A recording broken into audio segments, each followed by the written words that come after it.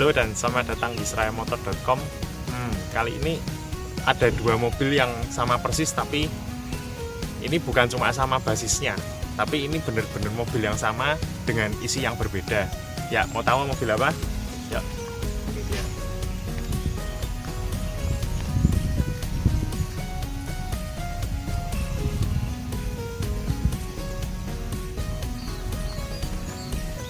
Ya, mungkin teman-teman nggak asing dengan mobil ini, yaitu Suzuki R3, dimana Suzuki R3 ini sudah muncul dari tahun 2012 menjadi pesaing dari Toyota Avanza dan Honda Mobilio. Kali ini dua unit R3 ini sedikit berbeda, bukan cuma sedikit, ya cukup banyak bedanya. Yang pertama pasti satunya non facelift, satunya facelift, ya itu nggak penting lah. Tapi yang perbedaan paling banyaknya adalah di sektor jantung pacunya. R3 selama ini kita kenal dengan mesin bensin berkode K14B, yang mana mesin itu berkapasitas 1400 cc bensin dengan tenaga 94 horsepower dan 130 Nm torsi. Dan ini mesin R3 yang bensin yang sudah kita kenal, yang juga dipakai di Suzuki Swift dan nanti akan dipakai di Suzuki Baleno. Mesin ini tidak buruk, mesin ini halus juga, tenaganya ya nggak terlalu buruk juga, tapi Suzuki sepertinya nggak puas. Mereka akhirnya di tahun 2017 menghadirkan Suzuki R3 bermesin diesel.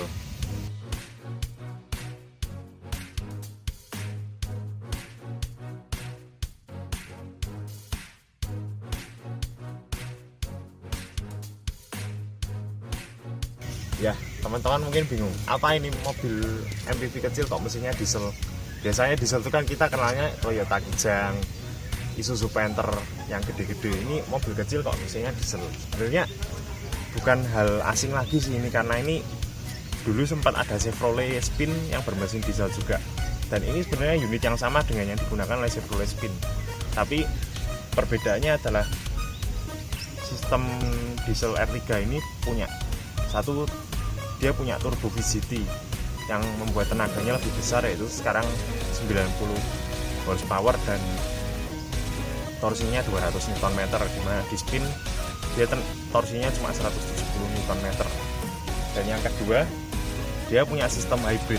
Tapi jangan bayangin ini hybrid seperti Toyota Prius, Toyota Camry yang punya baterai terpisah. Ini hanya mild hybrid.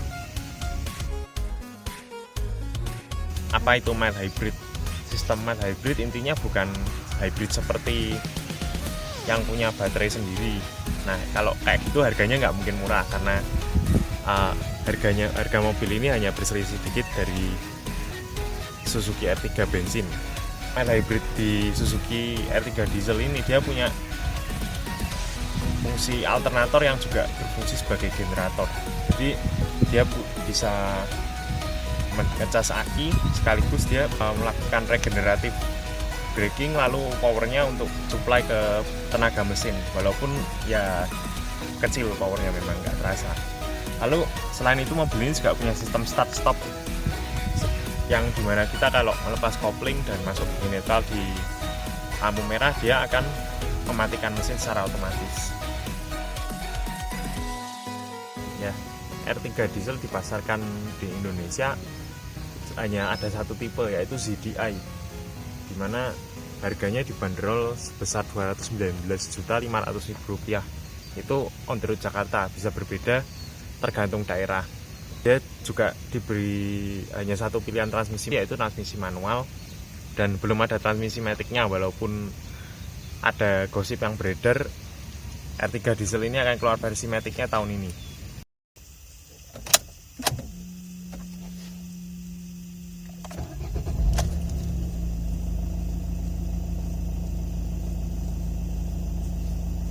Sekarang kita jalan.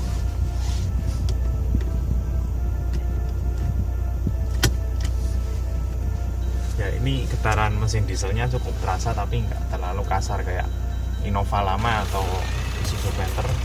Mobil ini direkomendasikan oleh Suzuki untuk menggunakan Pertamina Dex. Ya, karena mungkin karena standar emisi mobil ini sudah Euro 2, dan karena teknologinya yang cukup canggih, jadi dia harus menggunakan bahan bakar yang berkualitas. Setelah saya merasakan Suzuki R3 yang mesin diesel ini, dia punya karakter yang agak lucu. Kalau mesin diesel tuh biasanya kuat di putaran bawah, dia sudah kerasa, kita nggak perlu ngegas dalam lagi, kalau kita ngegas dalam malah ngempos. Ini kebalik, ini justru mesin diesel yang punya karakter seperti mesin bensin. Ya saya nggak tahu, mungkin desain mesinnya ya, jadi dia semakin ditarik dia malah semakin kuat. Di RPM 3000, 4000 sampai 5000 dia tenaganya terus ngisi, nggak seperti diesel-diesel kebanyakan yang justru kita semakin becek malah tenaganya ngempos, atau kalau istilah lebih apa ya yang mudah dipahami, tenaganya cepat hilang. Kalau diesel itu dia biasanya cuma narik di awal, tapi begitu dibecek dia kalah sama mesin bensin. Ini justru diesel yang kayak bensin, dan menurut saya ya justru kalau teman-teman punya budget yang setara, mending ambil yang diesel daripada yang bensin, karena mereka punya tenaga yang sama, tapi yang diesel terasa lebih nendang karena lebih punya torsi, dan torsi mesin di mobil ini terasa dari 1750 rpm, tapi dan terus isi tenaganya sampai 4000 rpm. Dan yang lucu lagi, mobil ini dalam kondisi standar seperti ini dia bisa melewati red line. Jadi mobil ini red line-nya di 5000, tapi dia bisa berputar sampai 5500 di takometernya. Saya nggak tahu ini mungkin ada kesalahan desain atau mungkin memang limiternya lupa dipasang ya. Tapi itu hal yang cukup unik, high raving diesel. Dampak dari torsi mesin yang cukup kuat ini tentu saja konsumsi BBM yang irit. Mobil ini setelah saya bawa berputar-putar di kota Surabaya mencetak konsumsi BBM sebesar 15 kilo per liter rata-rata di MID. Ya kita ambil deviasi 10% lah, mungkin 13-14 km per liter. Dan itu jauh lebih irit daripada versi bensinnya yang mungkin 10-11 km per liter. Tentu dengan cara berkemudi yang lebih hemat, dia akan menjadi mobil yang sangat irit.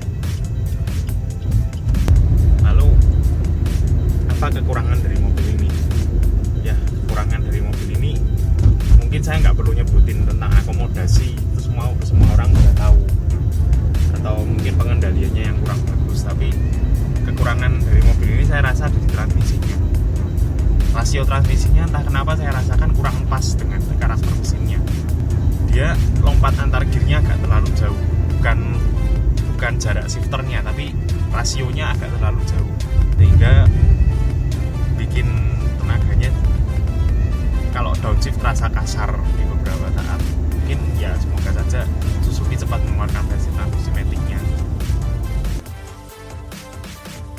Ini sekarang kondisi auto start stopnya nyala, dan ketika auto start stopnya menyala, dia AC-nya terasa sedikit berkurang hembusannya. Ketika cuaca panas terik gini agak mengganggu untuk saya, jadi mungkin kalau panas terik gini lebih baik auto start stopnya dimatikan saja.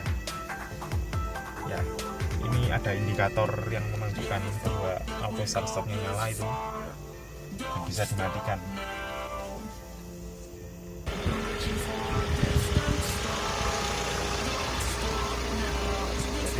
Bagaimana kesimpulan kami tentang mobil ini? Ini adalah mobil yang sangat value for money menurut saya, karena mobil ini ideal untuk keluarga kecil yang berkapasitas hanya 4-5 orang, lalu konsumsi bahan bakarnya cukup hemat, dan torsinya cukup enak untuk jalan-jalan di perkotaan. Atau hal yang harus teman-teman pastikan adalah teman-teman jangan sampai tinggal di daerah yang macet, karena mobil ini ya bertransmisi manual. Jadi kalau teman-teman yang berminat dengan mobil ini yang bertransmisi matic mungkin harus nunggu agak lama. Tapi overall ini adalah mobil yang cukup baik dan cukup well built. Fitur-fiturnya juga sangat banyak. Dengan harga yang setara kita hanya mungkin mendapatkan Toyota Avanza Veloz yang 1300cc atau Honda Mobilio tipe E. Jadi value for money mobil ini sangat bagus. Oke, Oke, itu aja dari kami. Jangan lupa untuk like, komen, dan subscribe di channel kami ya.